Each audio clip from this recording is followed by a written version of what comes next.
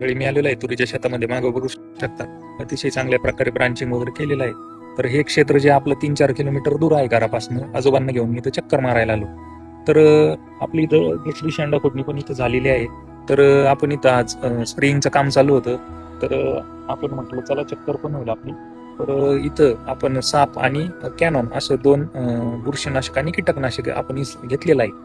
तर या जखमेमधनं कुठलीही बुरशी एंटर करू नये म्हणून आपण आज इथं साप याचा स्प्रे घेतला.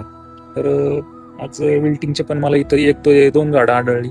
तर त्याच्यासाठी पण आपण इथं ट्रायकॉनी सुडो याचं ऍप्लिकेशन इथं करणार आहोत. हेच मला तुम्हाला सांगायचं होतं. आणि आपण जे अंतर ठेवलेलं आहे तर 9x1 आपण असं अंतर तुरीचं ठेवलेलं आहे.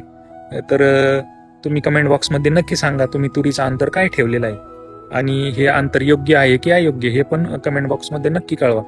तर मला तुम्हाला हे सांगायचं होतं. नेक्स्ट व्हिडिओमध्ये आपण याची ब्रँचिंग आणि फ्लॉवरिंग जास्त अजून प्रमाणात कशी वाढेल याच्यावरती फोकस करणार आहोत. तर हा व्हिडिओ जर तुम्हाला आवडला असेल लाईक करा, कमेंट करा, शेअर करा, जेणेकरून ही माहिती शेतकऱ्यांना पोहोचेल आणि त्याचा त्यांना फायदा होईल. तर फॉलो करायला विसरू नका. धन्यवाद.